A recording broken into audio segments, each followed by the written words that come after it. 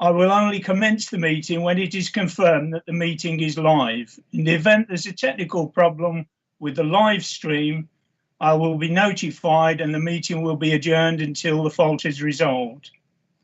Please can I ask all attendees, with the exception of myself, set their microphones to mute and turn off your camera at the start of the meeting. Please only unmute your microphone to speak when you are invited by the chair to do so. Members are asked to indicate it if they wish to speak by clicking on the hand icon, raise your hand, on the MS Teams toolbar. Requests to speak will be taken in the order they are received by me, and the opportunities to speak more than once will be at my discretion. Please remember to click on the hand icon again immediately after you have finished speaking.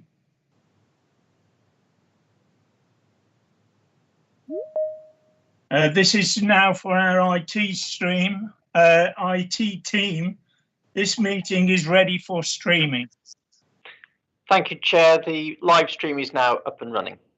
Thank you very much. This meeting is being live streamed and recorded for future publication on the Council's website.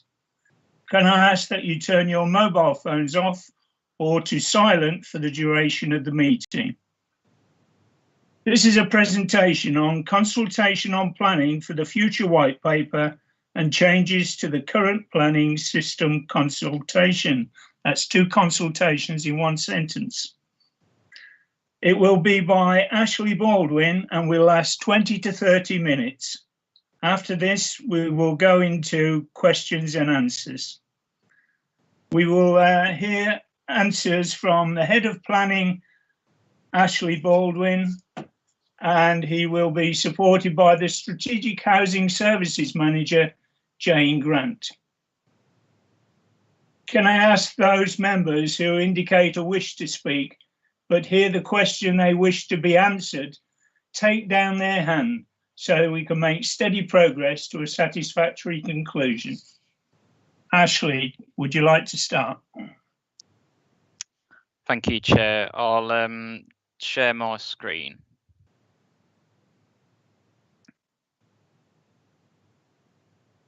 Can you let me know, Chair, if you can view that? I can hear you, but I can't see the full screen. Is the screen not coming live yet, Chair? Not yet, no.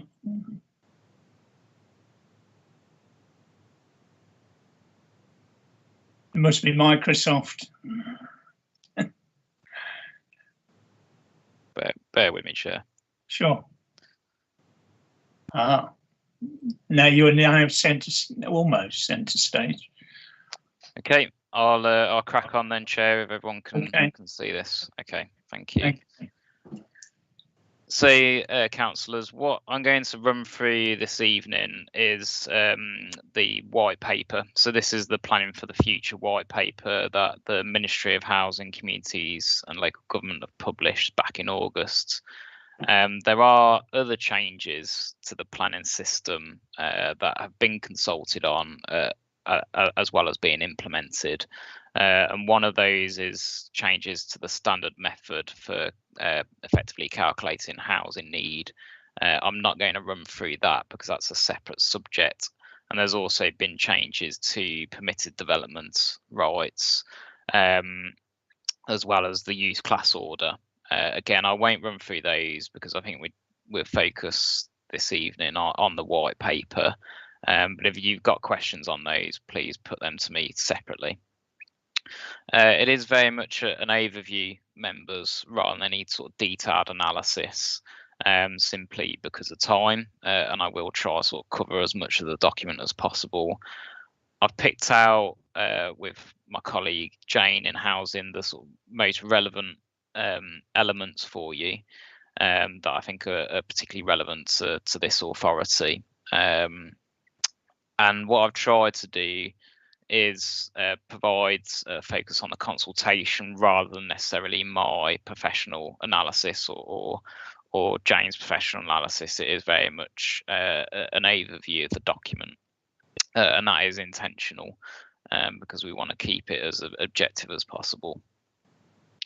What I was lucky enough to attend was a Westminster briefing session where the director, the relevant director, basically gave a presentation on the subject matter. So that's the director from Ministry of Housing, Communities and Local Government. And he identified that what they were seeking to achieve with the proposed reforms was effectively 3 strategic objectives, which are listed up on the screen. So provide more land for development. They want to see better design development and protecting and enhancing the environment. Ashley, I'm Yeah. sorry, we can't see anything on the screen. It's a black screen.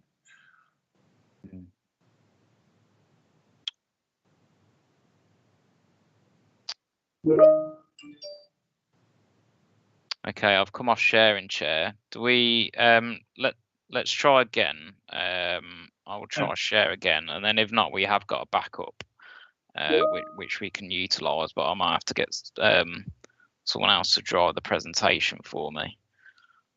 Bear with me. I didn't intervene because I thought you liked the blank screen to hold our attention. No, I'm moving through the slides.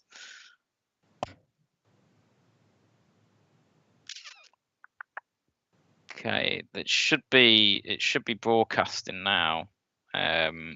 So no, you're not getting any slides coming through. No. Okay.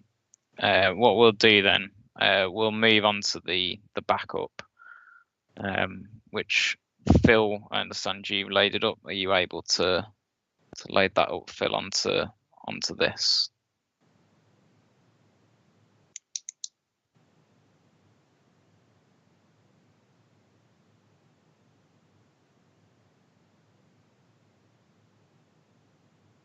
Right. Okay, we can just move on to the 3rd slide, please. Yeah.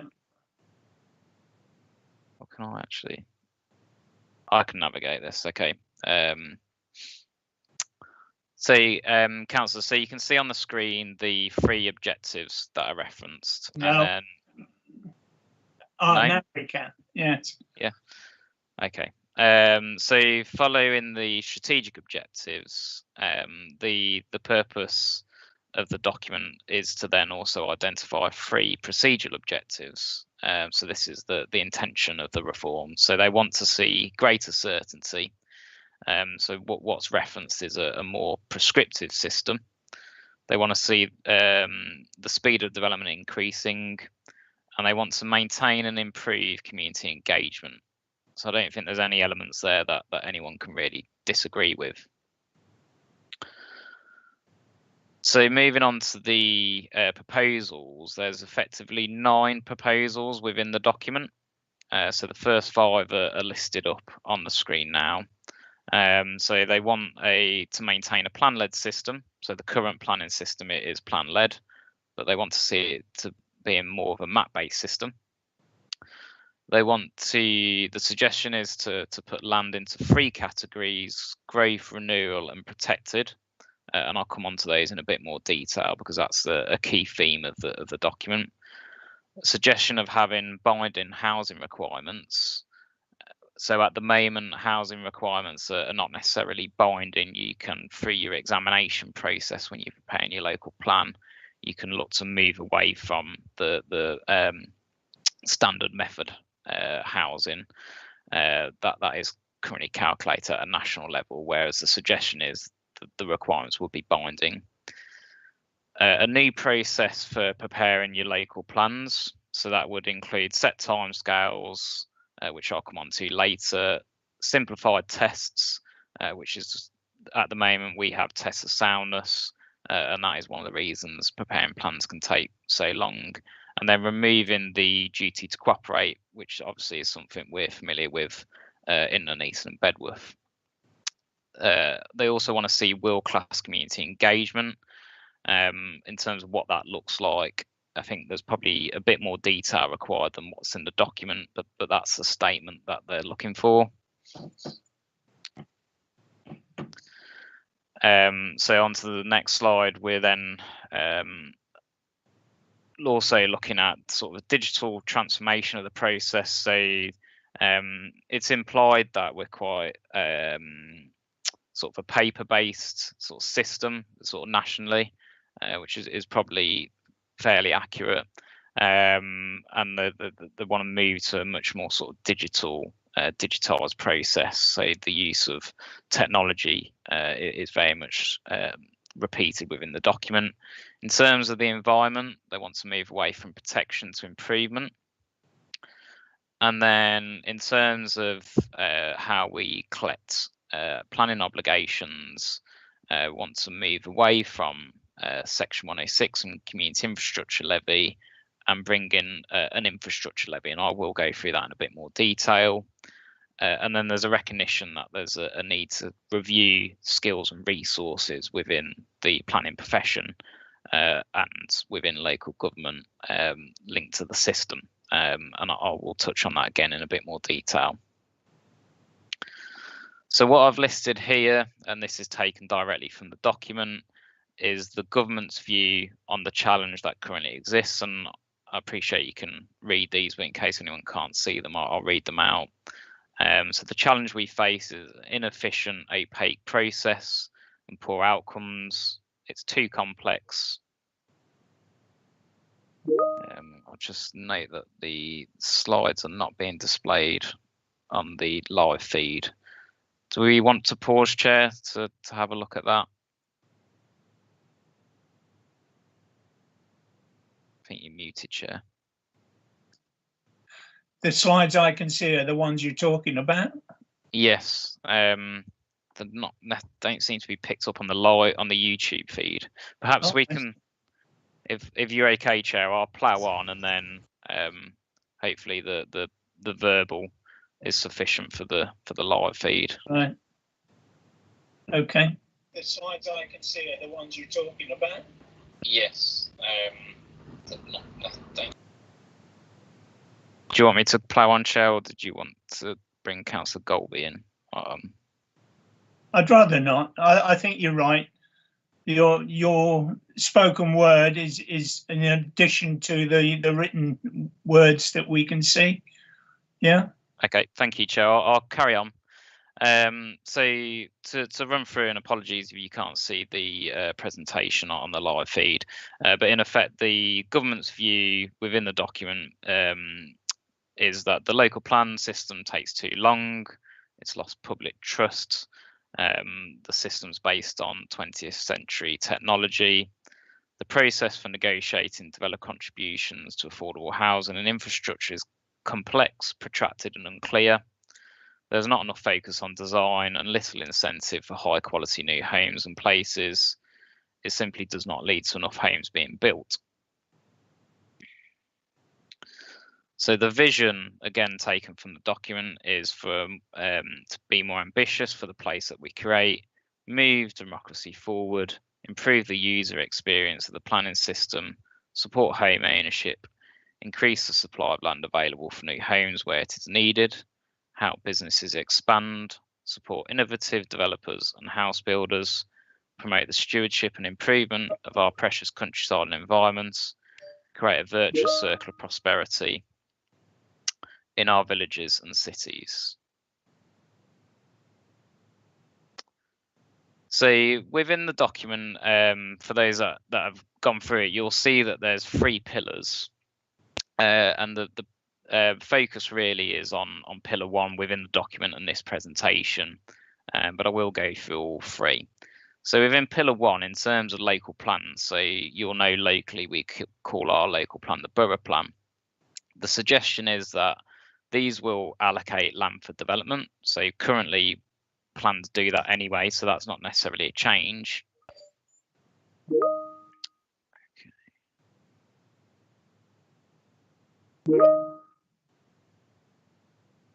Okay. Right, so I'm getting a message to say the slides are not moving along either. They've just moved. Okay. So hopefully on the screen, it says now pillar 1. No. It doesn't. No. What's illustrated on your? It should read on your screen now. Pillar 1, planning for developments. We're still on local plans. It's just caught up by one, I think. Okay. Yeah. Okay. let me plough on. Oh, it's at the top. Sorry, I was looking down below. Pillar 1, planning for development. Yes, we'll we'll get there eventually. I think we will. So local plans. So the proposal is that they will allocate land for development. So that's not dissimilar to how the current system works, in that our borough plan allocates land for development now. What is suggested is that these will be published in a standardized data. So effectively, you'll remember earlier I talked about a more map-based system. So at a national level, there's an aspiration to have this strategic national map of planning to be created. So we'll move more from a sort of word-based system to a more map-based system. So at the moment, you'll know that our borough plan is supported by a proposals map. So I'd suggest that it's implied that we're moving more towards having more of a focus on that side of things rather than the text-heavy plans that we currently have. They'll be assessed against a single sustainable development test. I don't know what that looks like, and I think that in effect is detailed to be worked up. But the suggestion within the document is a simpler testing process for plans. So moving on, there's 3 designations suggested. So if you'd have seen the sort of media at the early stages, sort of back in August when the white paper came out, there was a suggestion of moving to a more zonal type system. Now, I think what they would prefer the terminology to be is sort of more of a land designation than zonal system, but effectively you've got these 3 different designations. So looking at the growth, what they talk about is that will include land suitable for comprehensive developments. So it could be what we might class as strategic sites per se, and it'll automatically receive outline approval. So those on planning committee will be aware that quite often sites that are allocated within the borough plan still go and apply for outline permission before say moving to reserve matters. But under the new proposed system, outline consent in effect would already be granted. So it's there's an implication there for us in sort of twofold. One is there'd be an impact, we wouldn't be receiving the outline applications, and I would expect that you're going to have to do a bit more detail at the local plan stage to ensure that some of that outline information is sort of already factored in. And then in terms of the reserve matters, so that's where you sort of deal with all the detail aspects, there'd be a reform process for outstanding issues, and it is suggested that that'd be a swifter process. In terms of the areas of renewal, these will cover existing built areas where smaller scale development is appropriate, and within these there'll be a statutory presumption in favour of development being granted. Does that mean that we'd be looking at prior notifications rather than actual sort of full applications coming in? I'm not sure, but it does imply that or it does indicate that there'd be a streamlined consent process. So again, it's all about bringing forward land for development. In the protected areas, these are basically would be have stringent development controls in place because of particular environmental or cultural characteristics. So within the document, it references greenbelt, area of outstanding natural beauty, conservation areas, local wildlife sites, significant flood risk, and important areas of green space. And then any open countryside that's not identified within growth or renewal areas. So applications would still be considered. So plan application could still come forward on protected land, but they be judged against the National Planning Policy Framework, and I'll touch on that a little bit more later in terms of what that means for the local plan. But one thing to sort of flag up that is relevant to this borough is obviously, say, the Nuneaton town centre being in part conservation area. would that sit in the renewal zone or would it be protected? And this is probably something we might need to sort of flag up in terms of how that's actually considered if and when these proposals move forward. So in terms of the National Planning Policy Framework, this would become the sort of central source for policies and decision making. So at the moment, every local planning authority has the ability to have a set of detailed policies within their adopted plans. So we have a raft of policies that we refer to when we're determining planning applications. In effect, the suggestion is that would be removed, and you would effectively be cross-referring to the National Planning Policy Framework. And then at the local level, the suggestion is a move to a much more sort of design-led system with local design codes being taken forward. And they could cover the whole of the administrative area, or they could suggested streets. It could even cover streets. They want the information to be in a machine readable format. So there's plenty of references to the prop tech industry throughout the document. So I think you can sort of take it that there's a big drive to kind of move that side of the system forward.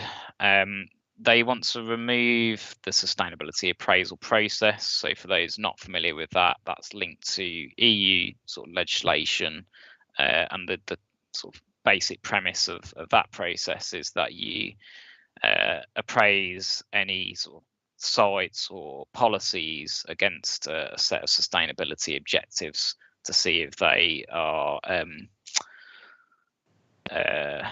sort of meeting those objectives, and if they're not, how might you change that policy or site so that they do meet the objectives better. So the suggestion is that would go. Their suggestion of removing the duty to cooperate, and it's not indicated what might kind of be in its place, if anything. And we've talked about simplifying the delivery test for the local plans. So in terms of housing requirement, this does tend to take up quite a bit of time when you're preparing local plans. Now this would then become nationally set, and it would be binding. So it removes a lot of the time spent. Obviously, the issue is if that you don't agree with the figures, how do you then sort of challenge that? Or if you can't deliver the figures, what then happens? But the suggestion is that the figures will take account of what the need is, as well as what you can physically accommodate. So in theory, there wouldn't be a need to accommodate need from elsewhere, in theory. And also removing the 5-year land supply, which is always a challenge for local planning authorities. But there'd instead be a housing delivery test, and I don't know if that'd be different to the housing delivery test that currently exists, or a different version of that. So in terms of, so that's the local plan process. In terms of decision taking, again, want it to be sort of much more digital, quite strict with the timescales. So they want to see the 18 to 13 weeks timescales being much firmer. And they do, there is a recognition that, to do that, there's probably a need to kind of look at resources at local planning authorities, and that be considered within the spending review.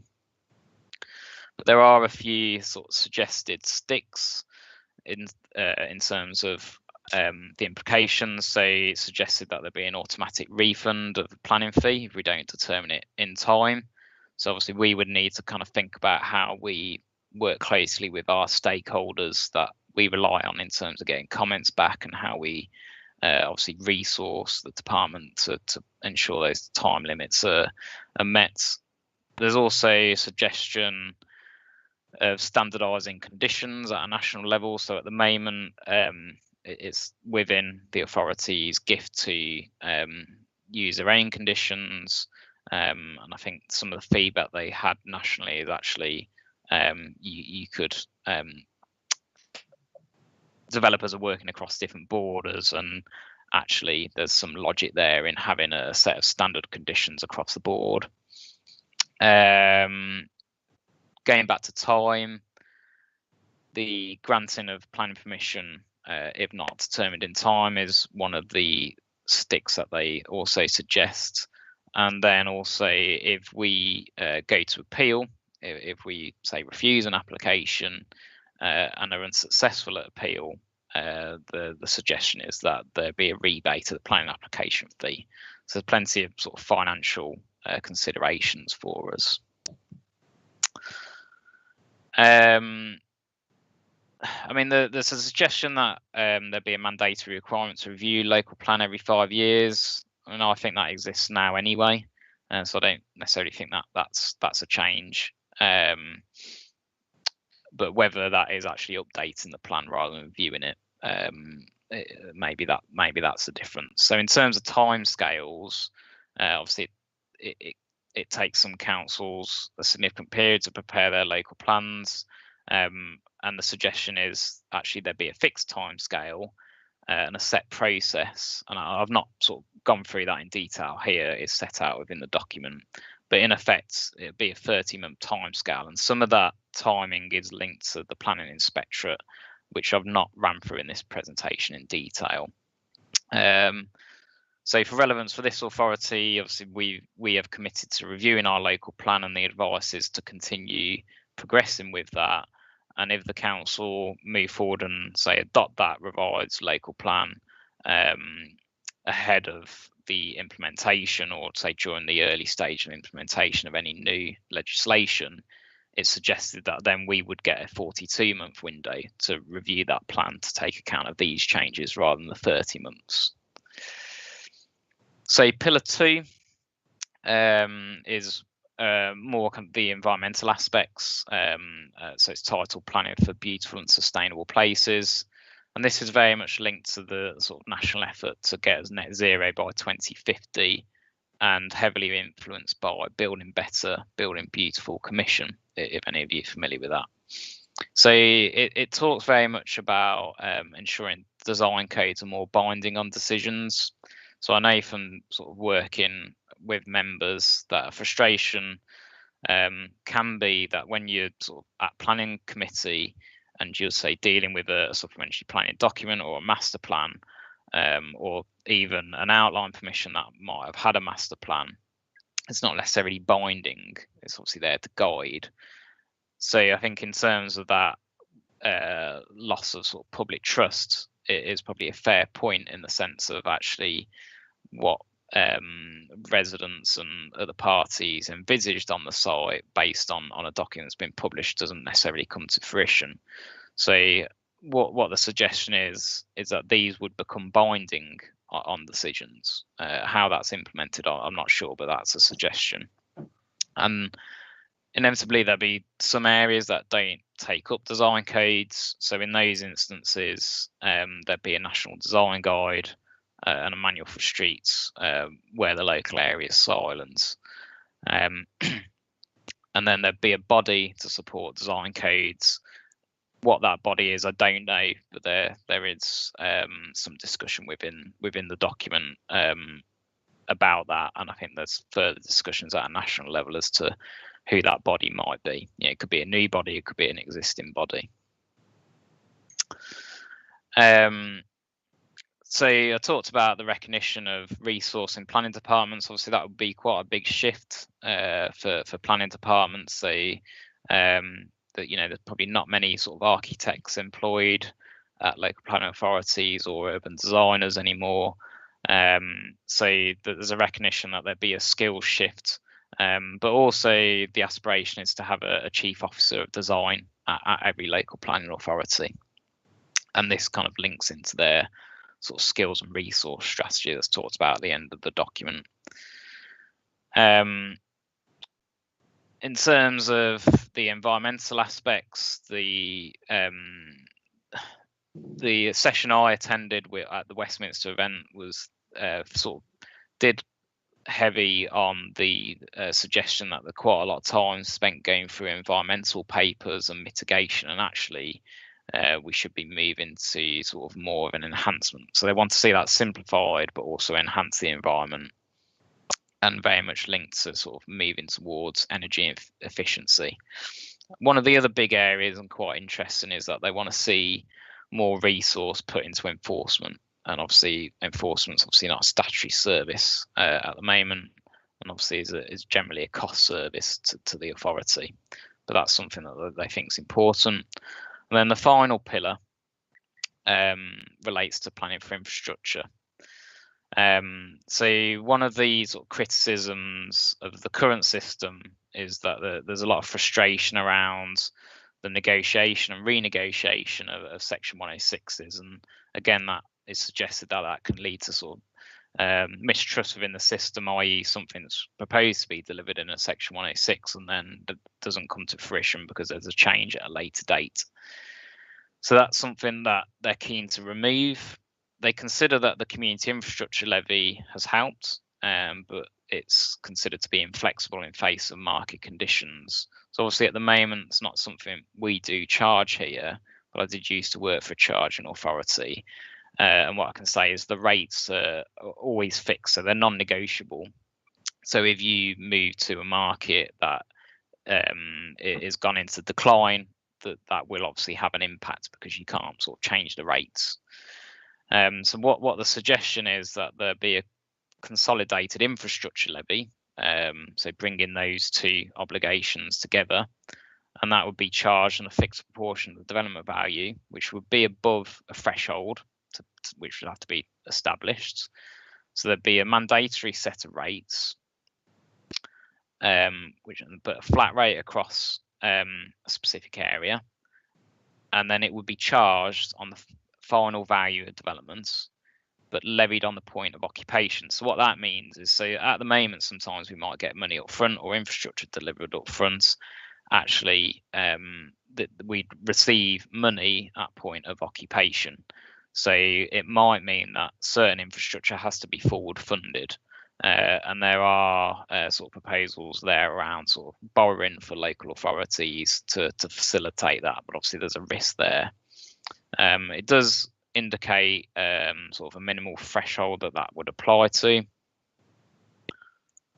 In terms of affordable housing, they want to continue sort of on-site provision, but consideration has been given to sites of 50 or less being exempt. So that would obviously have quite a big impact, and I'm sure Jane can add to this under the Q&A. For an area like Nuneaton, Bedworth, if we're not securing on sites of below 50, that will have an impact on what we do secure. So in terms of using the levy to provide affordable housing, it's suggested that we can do it in kind or on site, so that it's at the discretion of the authority, but we know ultimately there's a need for affordable housing. What this does mean is that the risk is transferred to local authority in question, and to negate that risk, it's suggested that if the market sort of flatlined or declined, the authority could flip a proportion of units back to market units if it doesn't provide sufficient value. Obviously, by doing that, there'd be an impact in terms of the amount of affordable housing that we deliver. It does also suggest that we could spend the levy on other priorities, such as improving services or reducing council tax. So obviously that would have an impact on the amount of infrastructure delivered, but that is a suggestion within the document. And then finally, in terms of the content of the document, fees would be sort of continue to be set nationally, so we don't have much scope to set our own sort of planning fees, and that's something that the industry's sort of lobbied for authorities to be able to set their own fees. But they do suggest that income will need to be ring fenced for planning, for the planning department, obviously in terms of that kind of resourcing. There's set requirements for the inspectorate, which I've not ran through, and then greater emphasis on this enforcement, which obviously would need to be resourced. So we need to respond by the 29th. We took a paper to the local plan committee a few weeks ago, so that response is drafted. It's working its way around internal circulation, but you might wish to prepare obviously your own response, because that might be somewhat different from that of the authority, as it were. But that concludes the presentation, Chair. Apologies about the slides, but I think we got there. If there's anything from Jane at this point, Chair, otherwise we can move to the Q&A. Do you want to say anything, Jane? No, that's fine, Ashley. You're fine. Points. Okay. Thank you. All right. Well, we'll move on to questions and answers then. Julie Jackson first. You're up there. Thank you, Chair. My question is to try and understand this completely, because in Nuneaton and Bedworth we have lower land values, and when developments are completed they're probably worth less than in other areas. So if we were, for example, Mayfair in London, and conditions would give us a lot more money, it seems to me, if we are getting money at the end of development than somewhere like Nuneaton and Bedworth. I just wondered if my thinking is correct on this, because it would, if I'm correct, it would disproportionately affect areas with lower land and development costs. So we would have less money than the likes of Mayfair to cut council tax or indeed invest in services. If I've got it wrong, Chair, my apologies, but having listened tonight, that seems to be one of the implications of this consultation paper. Thank you. Thank you. Ash, do you want to answer that one?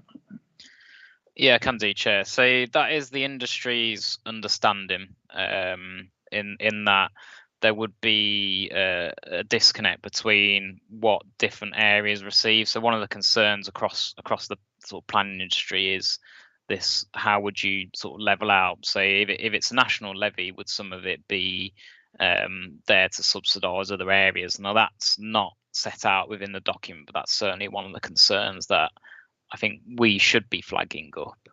And with a lot of the document, there is a lack of detail, and I think that's one of the areas where they openly, the ministry openly say that there's going to be more detail to follow. So it could be that detail is sort of explained, but that certainly is a risk, Chair. Fine, thank you. Gwyn Pomfret, Councillor Pomfret, sorry.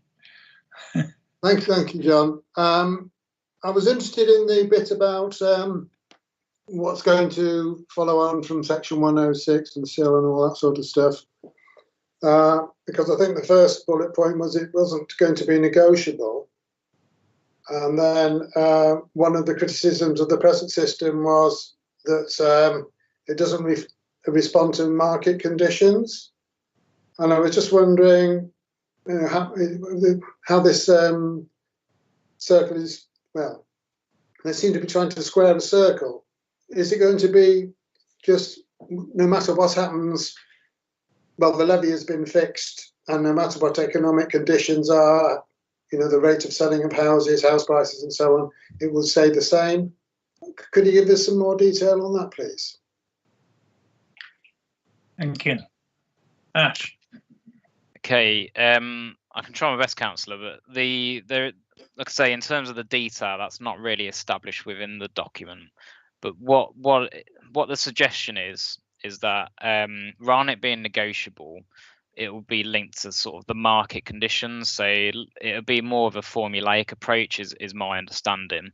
So let's say it could be we charge, say, £50 per square metre at the point we say adopt a levy or adopt a plan, and say there's an increase in market value, working through the formula, when we actually get the receipts upon occupation of those dwellings, it might be that we get £80 per square metre. So as I understand it, it'd be more of a formulaic approach, and it would work the other way as well. So if there's a decrease in the market, then instead of getting, say, £50, we might get 30, or we might get nothing, because there's a suggestion within the document that there be a minimum sort of value. So obviously, again, that's a risk in terms of the sort of amount of money we might receive, and a risk to the authority in the sense that if the authority are forward funding some of the infrastructure and then we don't get the receipts, there's obviously a financial implication there. Thank you. Councillor Bill Hancox. Yeah, thanks, Chair. I guess what jumps out of the document is actually what it doesn't say. You know, there's lots of things behind.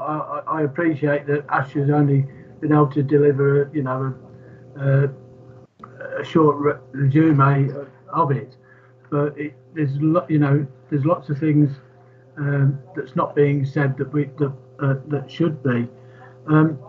Just a couple of things, because there's a lot there, and without seeing the whole document, it's difficult. But one thing a couple of things that jump out to me is this thing about having to complete negotiations with developers between 8 and 13 weeks. Well, we have on occasion gone over the time limits anyway, but that's been in agreement with the applicants, and so that we can try and negotiate the best possible application. So there's going to be no flexibility with that, or will there be still that flexibility there to ask the applicants to hold fire a bit, you know, so that you don't get into other situations.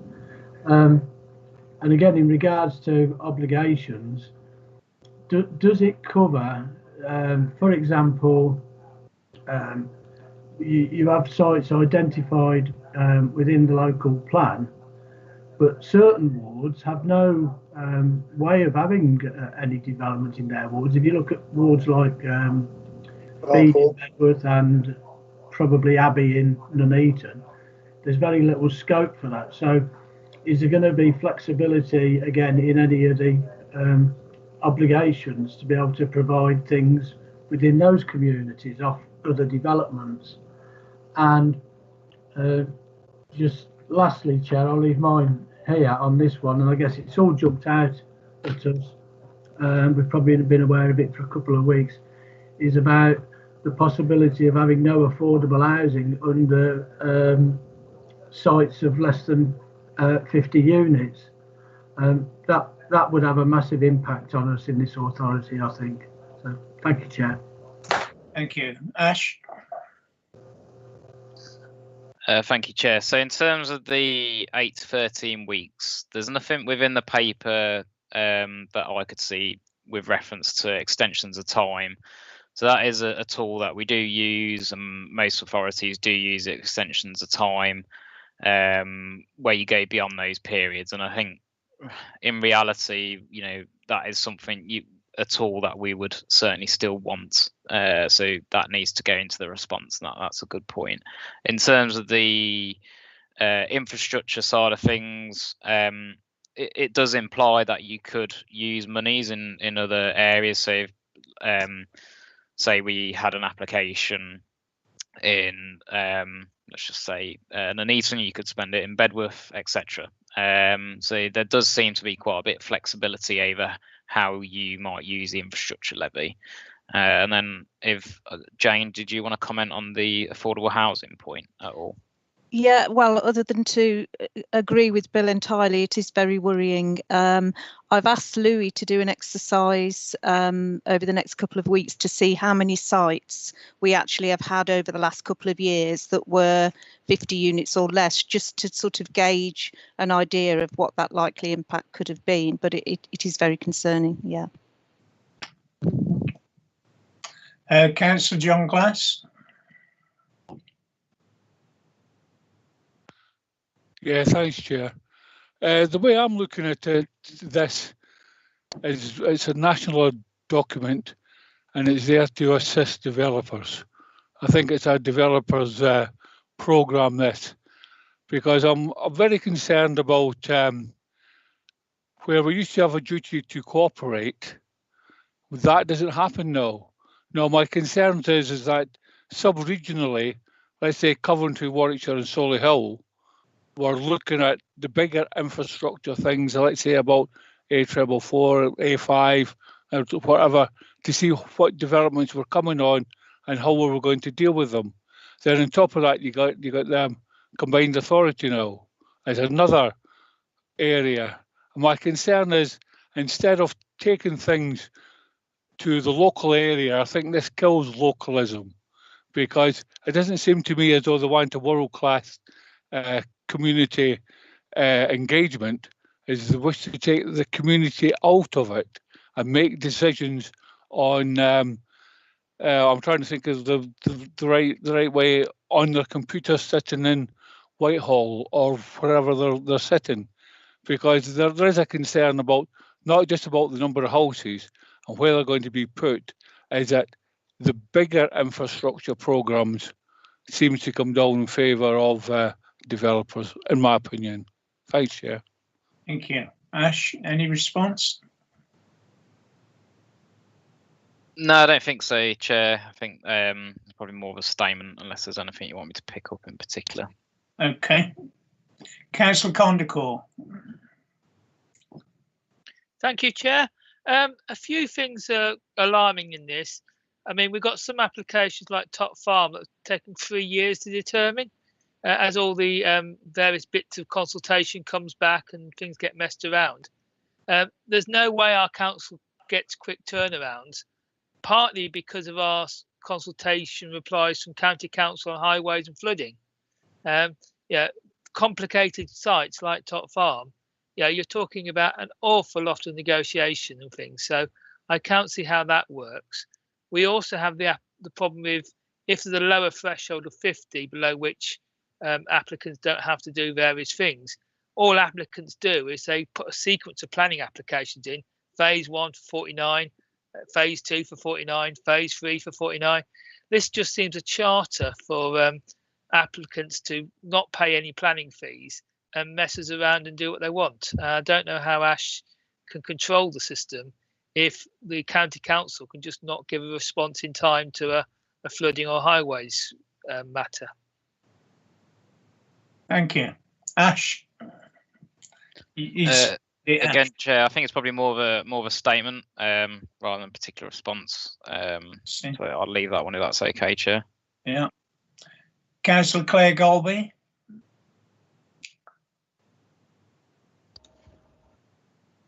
Thank you, Chair.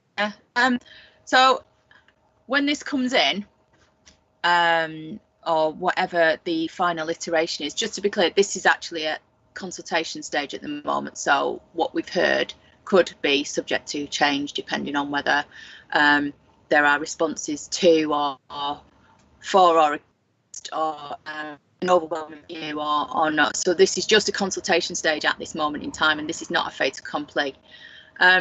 So when we are looking at this, all the planning authorities will be subject to these timescales. Is that the question for Ashley? Is that correct? So we're worried about timescales from the county, but county also will have their timescales changed. So it won't be a case of it's just the planning authority that has their timescales changed. Everybody will be subject to the new timescales. So they'll be working towards on the same kind of platform. There are efficiencies, or with the map-based and the more computerized systems, will there be efficiencies in time because we will be using those sorts of systems and not relying on paper-based or things that we're doing now? And with the finances, so for example, finances being generated in one area being spent in another area that maybe isn't generating any finances because of, like we said, that there's a lack of building capacity.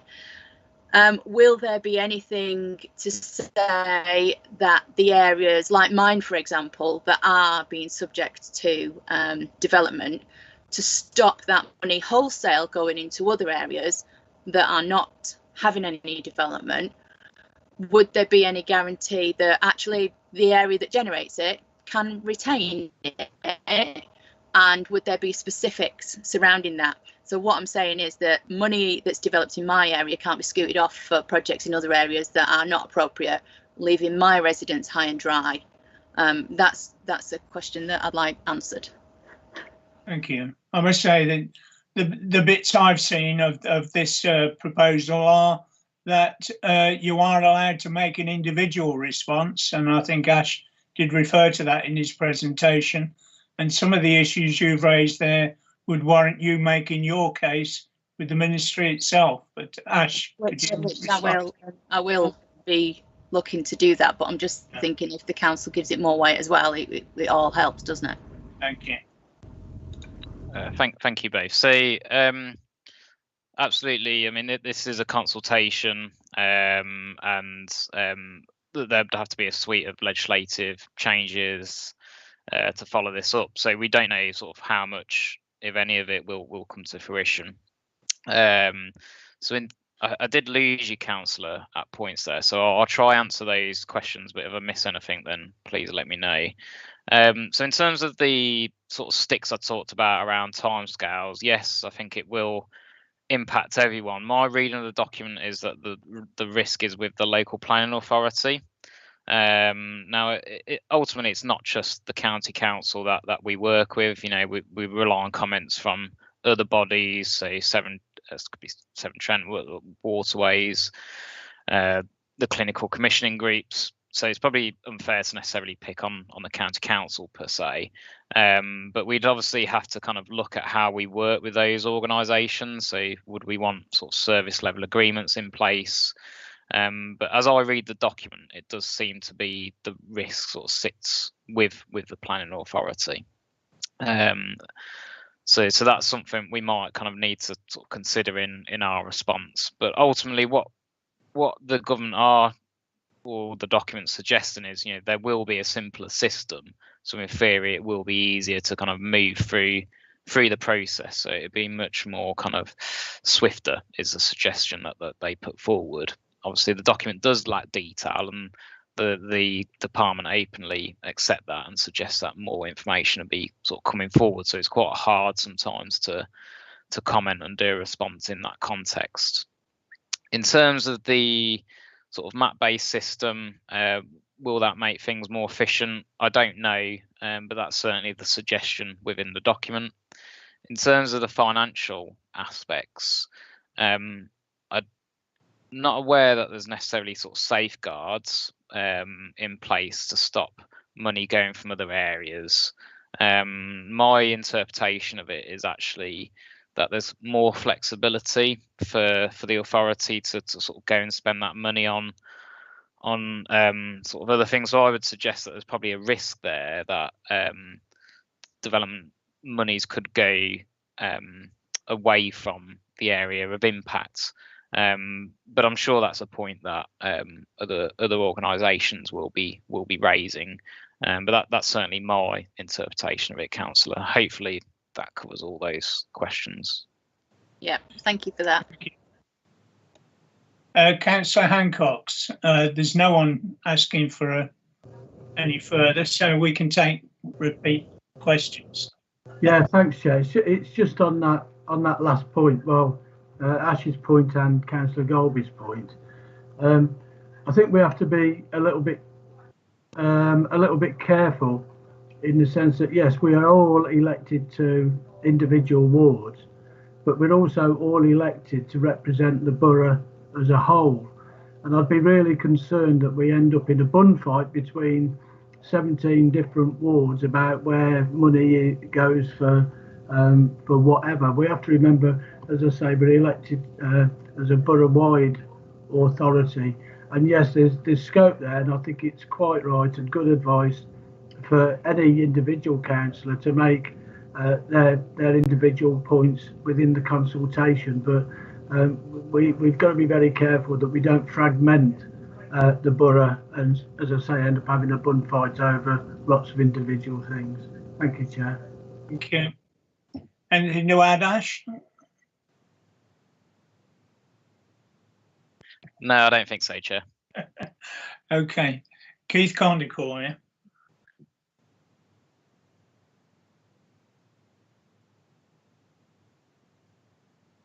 Thank you, Chair. It's taken a long while to take my mic off. The other thing that's not been mentioned is housing targets, and the new system should reduce our housing target to about 660 a year and get rid of a lot of the things like this historic backlog and the duty to cooperate. So although the housing targets in the new planning system are totally crazy, I mean, they're vast targets nationally, the proposed method of calculating them would actually take out a lot of the housing number pressures from the borough.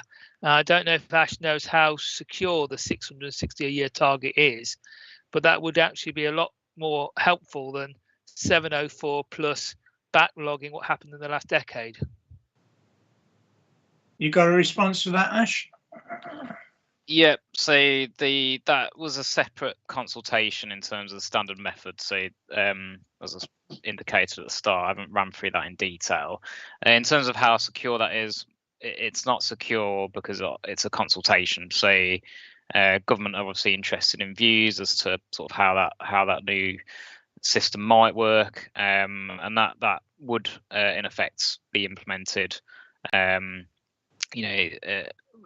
might sort of bring that out ahead of sort of bringing these legislative changes out.